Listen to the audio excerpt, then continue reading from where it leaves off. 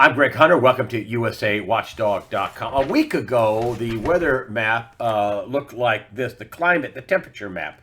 And here you have on the east coast of the United States, fairly cool. Here, cold, cold, cold, cold. We had crazy weather in Denver. It was 100 degrees one day and 30 degrees next, with tons of snow. And then on the west coast, it's an inferno. It's an absolute inferno.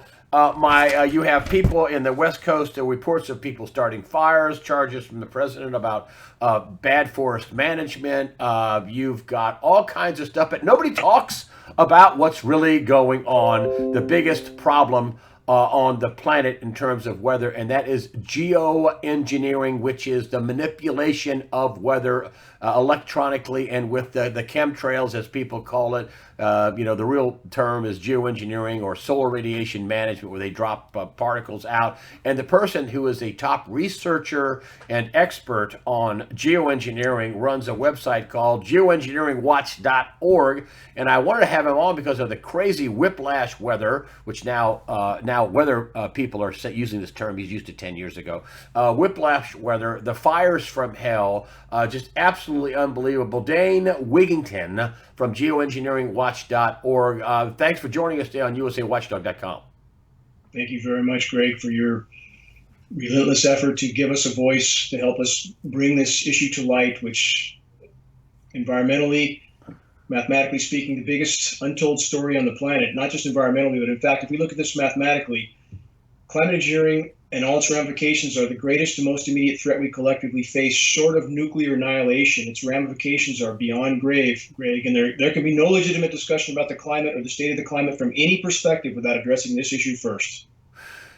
From people starting fires to whatever, the management of the forest or whatever, the number one thing, they said this for years, and this is the one that stuck with me. Yes, we do have problems with climate change, or with stuff with the polar ice caps, and we do have some. We're burning big parts of the Amazon rainforest. Yes, I get that too.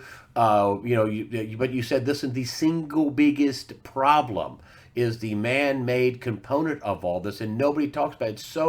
It's so dishonest on all sides. Nobody ever brings up what people call the chemtrails. I know it's not the official, the scientific term. It's solar radiation management, geoengineering, where they spray out particles. Nobody brings up the electronic part of it. They actually can control the weather electronically. You can talk about that, but nobody brings up the control of weather and the destruction of the environment by the weather. That's why we have all these dead trees and all these fires, and it's the number one thing. You talked to Gavin Newsom about this years ago. I did. I had a private meeting with Gavin Newsom and his top aide in his office in the Capitol. Full presentation on the climate engineering issue. They did not dispute the data. They couldn't dispute the data. And we've seen exactly no acknowledgement from Gavin Newsom, even while his state is burning to the ground, which is exactly what I told him would happen when this meeting took place. It's been now just over 5 years ago, and he was the lieutenant governor still at that time. But what is happening now and what has happened in recent years is exactly what I told him would happen. And we look at, again, the increase in, if we take California as a case in point, when we look at the increase in atmospheric CO2, which is happening, nobody disputes that. This has happened in Earth's history before. It did cause warming, but did we have a Western North American continent that was burning to the ground? No.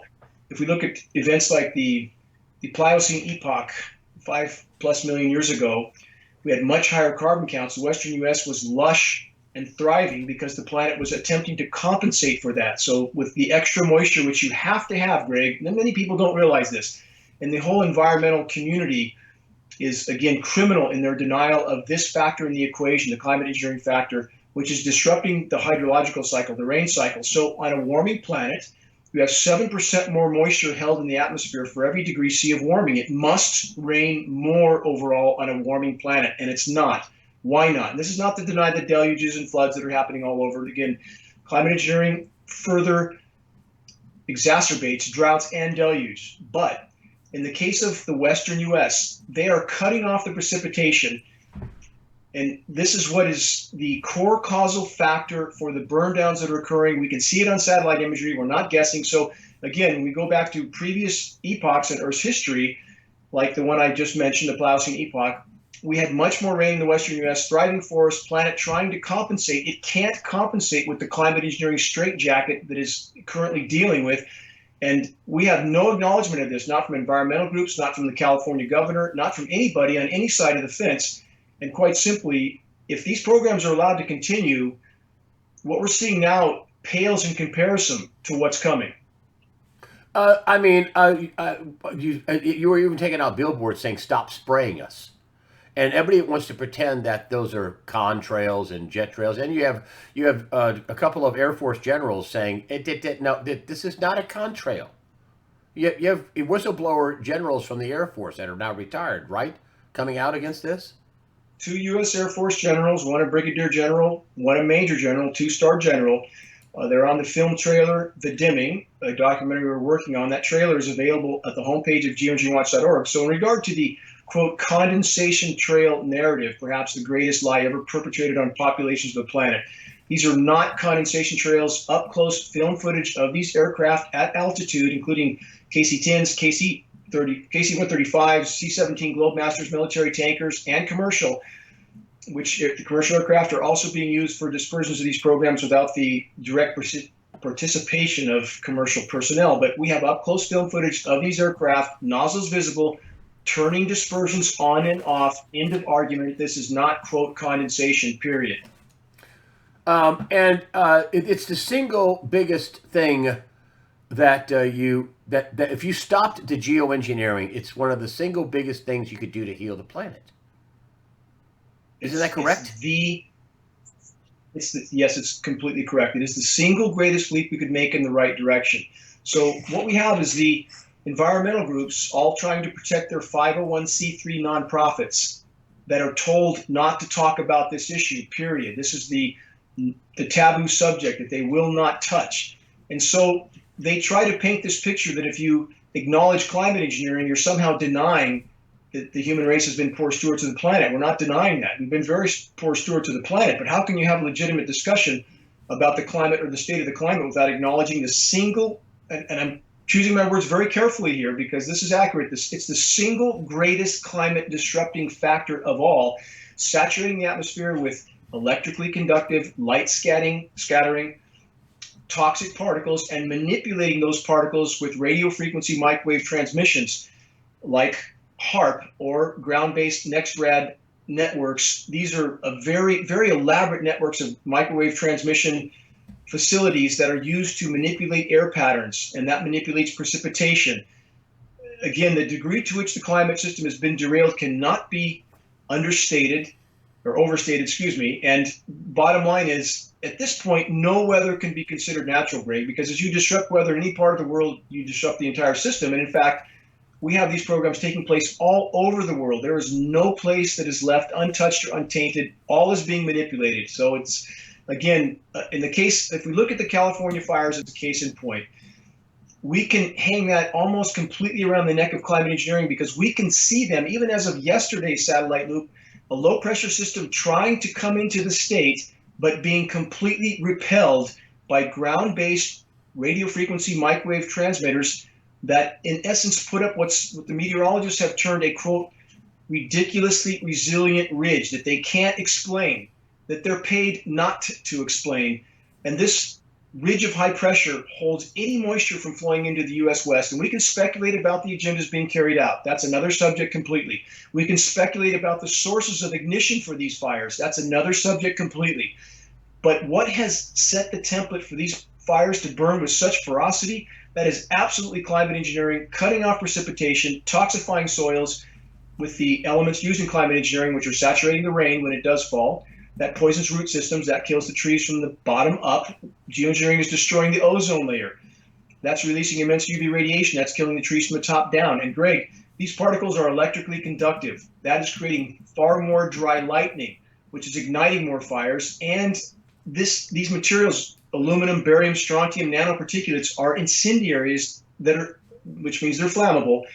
And that's coating forest foliage, forest floors from every conceivable direction. Climate engineering is the issue that must be acknowledged in regard to the ferocity with which these fires are burning. And you know, it's so dishonest. It's so dishonest that nobody on either side. I mean, you see, the president on one side talking about forest management. Okay, maybe there has to be some. On the other side, you got people lighting the fires, and then they're saying, "Oh, it's climate, it's global warming," and nobody talks about geoengineering, these particulates sprayed day and night out of aircraft at high altitudes, completely streaming the sky, in sometimes in checkerboards, which they want to tell us it's totally normal, and nobody talks about it. And now you have got scientific papers that you sent me in the pre-interview, where they're talking about burning the forest down as I couldn't believe it. You sent it to me, and so I saw it. Burning the forest down as a form of climate engineering that'll cool things down. That's in scientific papers. This is where the equation becomes incredibly dire.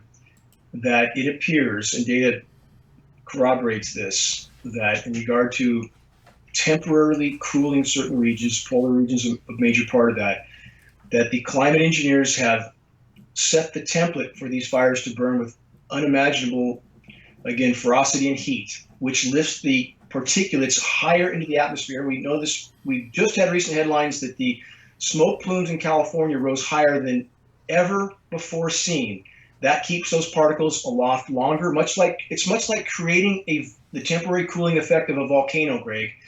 And scientific research data from a climate science community that's increasingly tyrannical and insane has evaluated this smoke and tried to categorize it as a benefit for cooling the Arctic and modulating the heat in the Arctic. For how long? Until there's no forest left? I mean, again, if your listeners search the engineering wildfire section of the homepage of geoengineeringwatch.org, they'll learn much, much more about this. But in regard to any discussion of the climate, again, there can be no legitimate discussion of the climate or the state of the climate without first and foremost discussing climate engineering. And that's not man-made climate engineering. What we're doing to the climate, and then nobody talks about it because it's some military project, some big super secret project, and it's what's causing a lot of the problems. Like, for example, the big, what you call weather whiplash, which you say now that weather people are using that term. You used it for a decade. And then you had, and we're talking about, for example, what happened last week in Colorado. You had 100-degree weather one day and 30-degree and 2 feet of snow the next. Is that what we're getting, weather whiplash, out of this kind of geoengineering, climate modification, man-made climate modification? Correct. And this is an important aspect of the climate engineering operations that many are not familiar with. They associate any type of weather modification with just seeding clouds to create rain. That is not the case. In fact, oversaturating the atmosphere with particulates overall diminishes precipitation, doesn't augment it. So in the case of Denver, we saw that last year as well. They went from about 100 degrees to actually about 12 degrees in less than a day. Denver is used for this type of operation because it's a basin. So when they seed cloud moisture with chemically nucleating elements, this causes an endothermic reaction, an energy absorbing reaction. These are patented processes. We have those patents at geoengineeringwatch.org. This creates a cold, dense layer of air that settles to the surface. And Denver, again, is an ideal location for the climate engineers to utilize for these programs because they can create the types of headlines they want. Sensationalized headlines of cold, cold, cold, while the planet overall is descending into total meltdown. And these processes, it creates a substance that's a frozen precipitation, but it's not naturally nucleated snow. It has very different characteristics. We've tested this material. It contains the same elements named in climate engineering patents. So again, let's look way back, Greg, for those who still want to try to convince themselves that this is all just, quote, conspiracy theory. The beginning of every week's Global Alert News broadcast, which is geoengineeringwatch.org's weekly update, is a film clip of President Lyndon B. Johnson. He was then vice president. That he is ranting like a lunatic, for lack of a better word. And he's stating that we had the power to control the world's cloud cover then, in 1962, and, quote, he who controls the weather controls the world.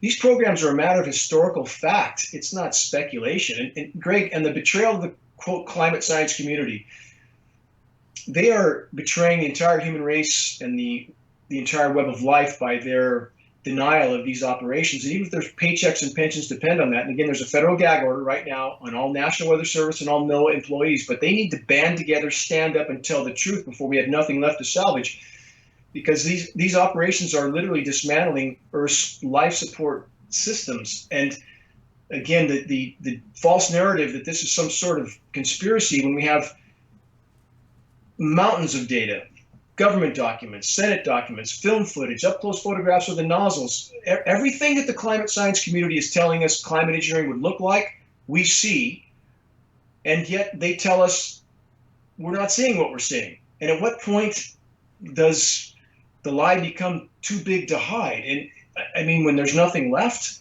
and it's up to all of us, Greg, to put these programs out into the open, into the full light of day, and we don't have much time. And talk about your film that's coming up, The Dimming, which is about solar radiation management, geoengineering, climate modification, whatever you want to call it, chemtrails. Tell me about your upcoming film that you're working on. There's a 4-minute trailer. You can see the generals on there. I watched it, and they're saying that's ridiculous, absurd to say this. These are chemtrails all over. That they are, that they are contrails all the way across the sky. It's absurd. Can't happen. I mean, tell me about what's The Dimming. Give us a thumbnail what you're trying to accomplish, which I'm sure blow the whistle on all this man-made climate engineering, which is destroying the planet. Well, it is. Again, we have to look at the mentality, Greg. And on The Dimming film, we are simply providing proof, irrefutable proof, that these operations are deployed and have been fully deployed since just after World War II. So yes, we have, again, the major generals, we have former presidential cabinet members, and more importantly, and what is featured in the trailer as well, we conducted at great expense and great difficulty atmospheric testing to corroborate our ground-based tests of precipitation, which had already proven these elements were in the precipitation, climate engineering elements, aluminum, barium, strontium, manganese, polymer fibers, all of which we're inhaling, by the way. Aside from all the other weather cataclysm effects, we are inhaling what they are spraying into our air column. And we can see them over California right now, Greg, by the way. They are dispersing particulates over the top of the cloud canopies. Why are they doing that? All that filters down to that smoke and makes it even more toxic. Is that a part of the plan? We can speculate that. People can come to their own conclusions, but we have film footage of them blanket spraying aerosols over the top of the smoke canopy. So back to our testing. We acquired a NOAA flying lab, again, at great expense and through great difficulty, to do atmospheric testing, and part of that is featured in the film trailer. Much more will be featured in the film itself. But we have confirmed that climate engineering elements are being dispersed from heavy aircraft at altitude, period. And again, about the condensation trail lie, what's important for people to understand the science, which is not addressed in all the official agencies that deny that this is happening and expect people to believe that. And unfortunately, so far they have. All commercial carriers and all military tankers are fitted with what's termed a high bypass turbofan jet engine. That's a jet-powered fan. 90% of the air that moves through that engine is non-combusted. That engine, by design, is nearly incapable of producing any condensation trail except under rare and extreme circumstances. We are not seeing condensation.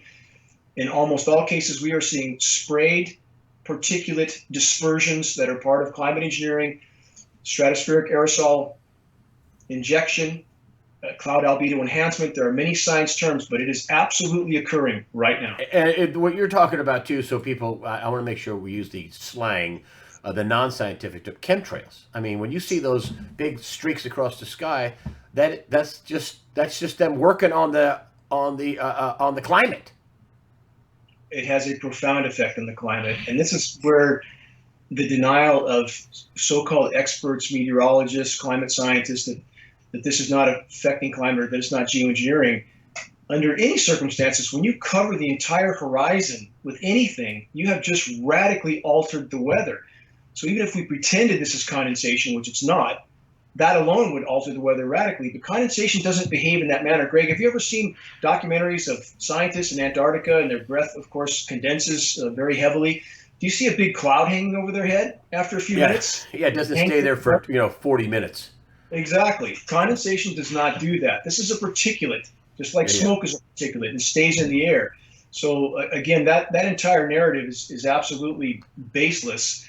And we have to also look at, Greg, a couple questions that is asked. Why would they do this themselves? You've heard that before, haven't you, Yeah, from yeah, people? yeah, yeah. So if we examine what they have done to themselves already, again, the detonation of 2,000 nuclear bombs all over the planet, over 2,000, which has contaminated everything, including them. And I think we need to call them the money printers, those at the top of the pyramid, those who can print, in the case of the US dollar, as much as they want for whatever they want. We have the Pentagon missing $30 trillion since the late 90s. That's an actual matter of public record. And this is black ops money, so they can print whatever they want. If we look at what they have done to themselves, we have Fukushima right now. It's a triple nuclear volcano with no end in sight, no technology to fix it. We have 440 nuke plants on the planet, all of which are going to become Fukushimas at some point, and we're building 60 more of these nuke plants right now. We have enough nuclear weaponry to destroy humanity about 10,000 times over, mathematically speaking, and we're building much more right now, even as the planet's life support systems fail. So this is business as usual for they that do this to themselves. And climate engineering, it's important to understand one of the major aspects of this was to mask, this is important, this core motive, to mask the true severity of climate collapse from the population to keep business as normal until the last possible moment. And the arrogance of those in power, perhaps some felt they could play God with the weather indefinitely without consequence. But that is absolutely not the case. And now we've triggered some 50 plus feedback loops that are exponentially collapsing Earth's life support systems. And Greg, one thing your listeners might look up to give an example of this, if they search Siberian methane craters, this is one example of a feedback loop. We have the tundra and the Arctic seafloor and other locations around the globe that had formerly frozen massive methane deposits that are now thawing and releasing into the atmosphere and literally exploding as it releases. And you can see these craters in Siberia that looks like a nuclear exchange took place. There are thousands of them. Why is that so bad? Because methane over a 10-year time horizon is 120 times more potent than CO2 as a greenhouse gas. So it's covering the planet like a layer of glass. Nighttime low temperatures, unless you're in a chemically nucleated cool down zone with enough moisture to do that. But nighttime lows are rising twice as fast as daytime highs. The equation is nonlinear. And this is what's most important. Climate engineering, in the attempt to hide this, like a pharmaceutical, quote, cure that we see on TV, take this for that symptom, and here's 50 other side effects that are exponentially worse. Same equation applies here. So climate engineering, in the attempt to mask this from populations, has made it exponentially worse. And back to the beginning of this conversation, we have the criminal deception from elected officials, agencies, environmental groups, all of whom are pretending that this isn't going on, while the nails are being pounded into our collective coffins. Every breath we take is toxic. Climate system is disintegrating. Planet's food production is imploding. Fisheries are dying. Much of that related to climate engineering, because climate engineering is destroying the ozone layer, releasing massive amounts of UV radiation on us, which is killing plankton, no people, no trees, no people, no ozone layer, no people. All of it's happening at once, Greg. I want to come back to your film here in just a second, but I wanted to also bring up the your Deming film. But before we leave, 4 years ago we had a hurricane hit basically the Panhandle of Florida, a big Republican red state. We got it happening again. And you were telling me in the pre-interview, yeah, they're holding the storm out there to make the flooding work. You got all kinds of reports. Oh, it's going to be record flooding across Gulf states. And you're saying, yeah, because they're doing it. They're making it that way. Am I wrong? Is that what you said? You're not wrong. And here's some important distinctions. Can nature, and is nature able to spawn cyclones? Absolutely. The ocean waters are off the scale. The temperatures are off the scale. And certainly we would expect cyclonic rotations to develop. And we're not disputing that. What I'm saying is that the data we have irrefutably concludes that these rotations are being manipulated, especially along the Gulf Coast, as we saw with Hurricane Harvey. And your listeners can search geoengineeringwatch.org hurricanes or geoengineeringwatch.org Hurricane Harvey, and they can see what we've recorded for the radio frequency microwave transmissions and their interactions with the cyclonic rotations, i.e. the hurricanes. They stop it like a wall. Exactly. They can hold off the forward advance of those storms, holding them in place so they continue to precipitate right along the coast. And Make there's no the flooding question. worse. No question. And as far as cyclone modification programs, we have Project Cirrus that from 1947, the U.S. government involved with hurricane modification since 1947. This is not new technology. I mean, how far have they come since then?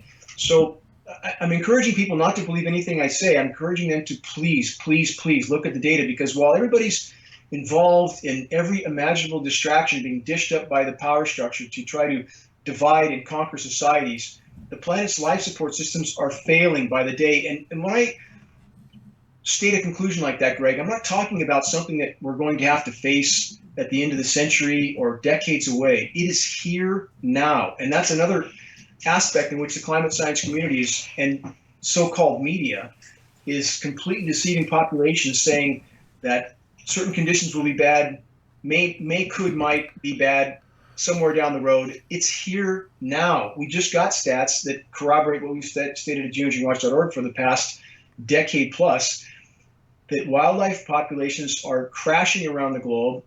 Just a week-old headline, we have now confirmation that 70% of Earth's wildlife populations have perished in the last 50 years.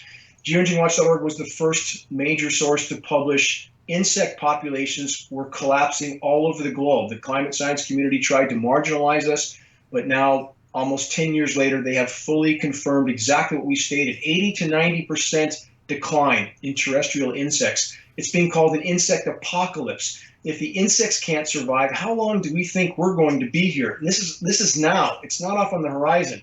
So I would encourage people to understand that we face existential threats that are immediate. If we don't focus on those, we're not going to be here long. And that's a mathematical, statistical fact.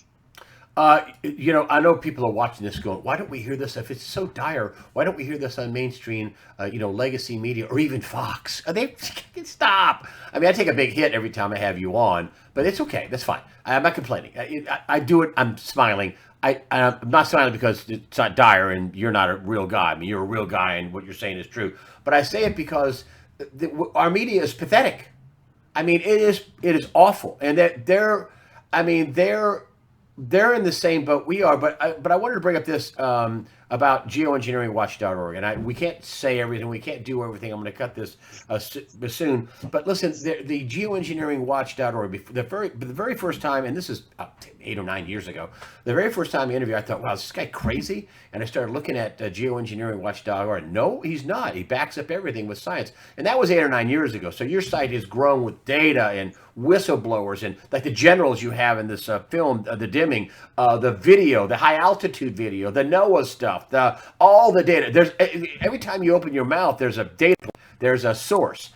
So I just wanted to. That's the reason why I decided to start covering you, because wow, it's just I should cover you more, and I'm embarrassed that I don't have you on more. But geoengineeringwatch.org, you could search it. It's a deep site. It's huge. There's tons of scientific data on there.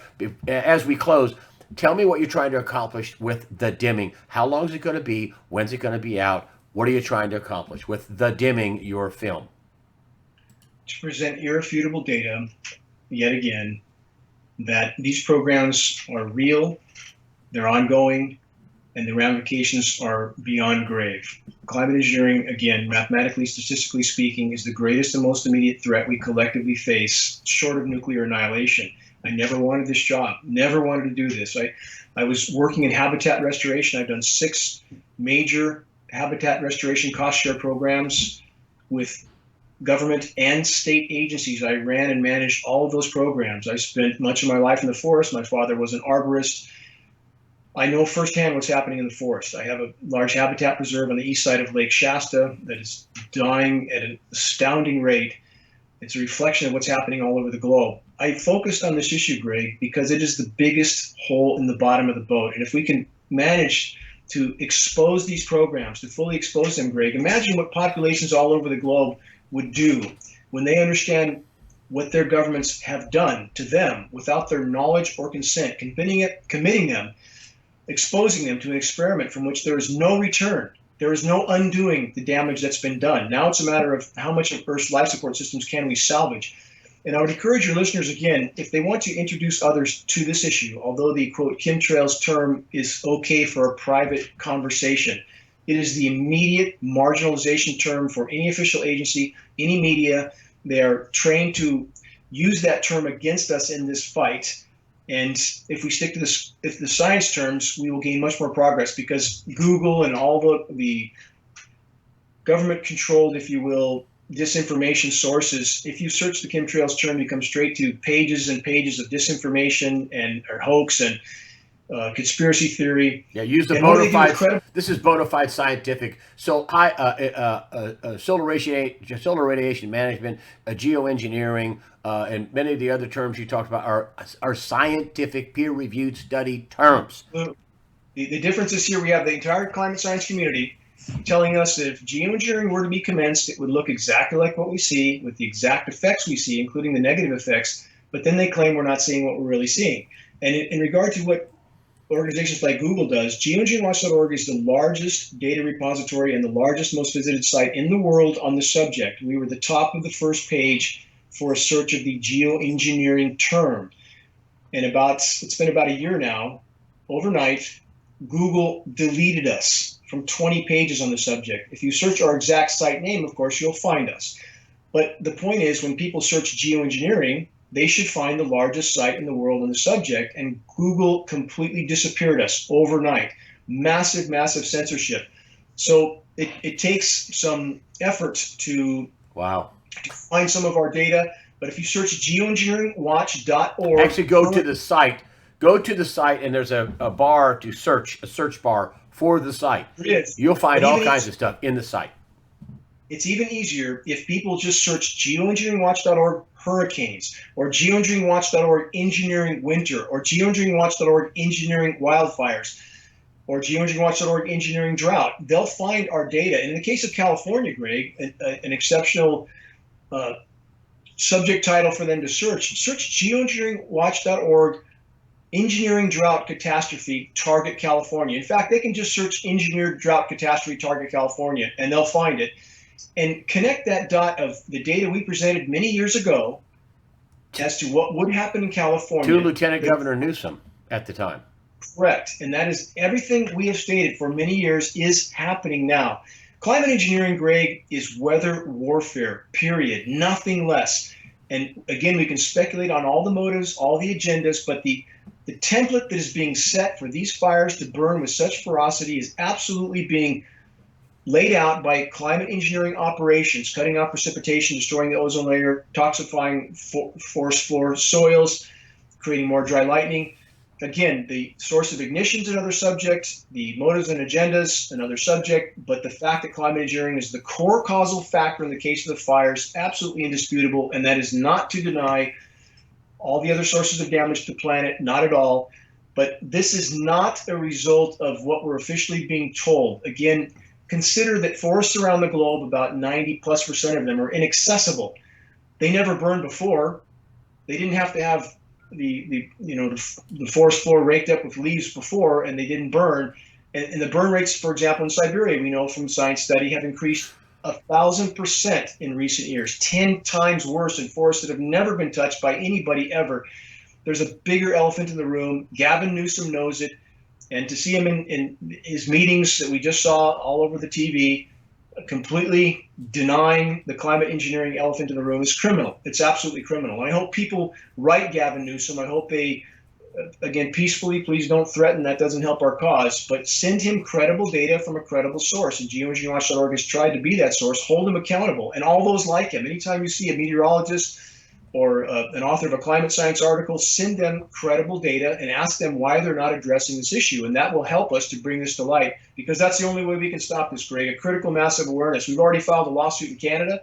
It's ongoing. We're trying to file in the U.S., but ultimately all of that is about a critical mass of awareness, which we don't have much time to reach, because we face threats that in the coming weeks and months, the rate of environmental implosion is so severe that the planet's food production ability is waning by the day. We're going to have empty store shelves, even in the U.S. soon. We don't have much time. And the dimming, just end with that. When is it coming out? And you're trying, that's all part of raising a critical mass awareness of what you just said. The dimming, you're trying to raise critical mass awareness of the climate engineering, climate destruction, man made destruction of the climate. Talk about the dimming. When is it coming out? We're doing our best. We've had immense challenges. We had one initial editor that just went MIA. We had another one that showed up deceased 5 hours after I spoke to him. My last conversation with him. We don't know the causes because there's no cause of mortality listed on the death certificate. Now we have an editor that has been forced out of New York due to the CV19 scenario. Again, and if we tie that into this too, Greg, CV19 and Bill Gates, if I can mention. Sure. How does that connect with climate engineering?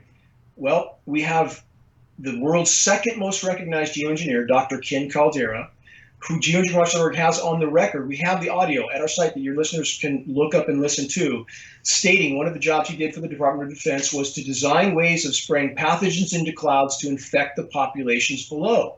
This is a former DoD employee, second most recognized geoengineer, climate engineer. Who does he work for now? He works for Bill Gates.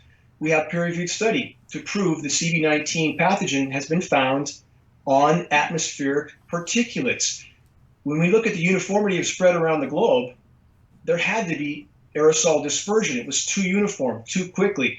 So again, how many roads lead back to what's being sprayed in our air? We can hide from a lot of things in our homes if we choose, even being vaccinated if we don't want to. We can try to evade many things. You can't hide from needing to breathe air. And if this is being dispersed in our atmosphere, how do we hide from that? And we have these sorts of characters working together. What kind of a picture does that paint? So again, so many roads lead back to what's happening in our air. It's weather warfare, it's biological warfare, it's an all-out assault against populations. And keep this in mind too, and I'll let go with this and back to all of this we're trying to point out in the dimming, by the way. Those in power, including Bill Gates and others like him, have long since stated there's too many people on the planet. Have they not? Greg, you know that, right? Yeah. You look at the Georgia Guidestones. Yeah, they want Exactly. 500 million people, so that means only, 6-7 billion people have to die. So again, given all that we know about those that are involved with the scenarios that are unfolding right now, including those in our sky, including geoengineering, CV19, all of it connected, we had better face that picture squarely and now, because we are rapidly running out of time. End games are being played out right now, and in the coming weeks and months, the severity of what's unfolding will become ever more apparent. And what we're asking people to do, again, I realize this is a very difficult subject and conclusions to digest, but what we're saying is that if we don't face this head on, we have no chance. An example I've often given, Greg, if you're standing in the middle of the freeway, you're better off turning your back to traffic or facing it. At least facing it, you have a chance, and that's what we all collectively must do. And if we work together, we can bring this to light. We provide materials at geoengineeringwatch.org, printed materials at our approximate cost of producing and shipping. We only want to get the materials in circulation. We're not trying to make a dime of profit. That can be exponentially more effective at awakening people to this issue because of the images within those materials, satellite images, Sure. patents, and so forth. When is the dimming coming out? When are you shooting for it coming out? Hope for the next 2 to 3 months, and we are doing our absolute best because we don't feel we have much time. Okay, And well, so, when you get it ready to come out, just make sure you contact me and give me some lead time, and then we'll do a shorty on the dimming coming out, or I'll promote it some way, whatever. You'd have no commercials on your site, geoengineeringwatch.org. There is a donate page on the site, place for snail mail. It's in the upper right hand corner. You do have some. You do get some donations, but you do this all without any really much commercial. You don't sell anything. You You don't have anything other than donations and you cashing out your 401k plan to do this. I believe you did. So so if you to support geoengineeringwatch.org, you can go to the site geoengineeringwatch.org. In the upper right hand portion, you'll see a donate page where you can you have PayPal, or you can have the snail mail address, which always works fine. Dane Wigington, thanks for joining us today on usawatchdog.com. Thank you, Greg. Thank you for giving this most critical issue a voice, and I encourage people to please investigate. This is a matter of priorities. If we do not deal with this, all other points are moot soon. Dane, thanks for joining us today on usawatchdog.com.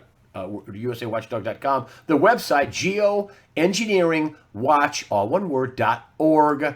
It's a deep site, lots of stuff on it. All the stuff that you talked about is in there with lots of data, lots of sources, all that. And I also put a link to the film, The Dimming. I'll put that in the after the interview section. Dane, thanks for joining us again on usawatchdog.com. Thank you, Greg.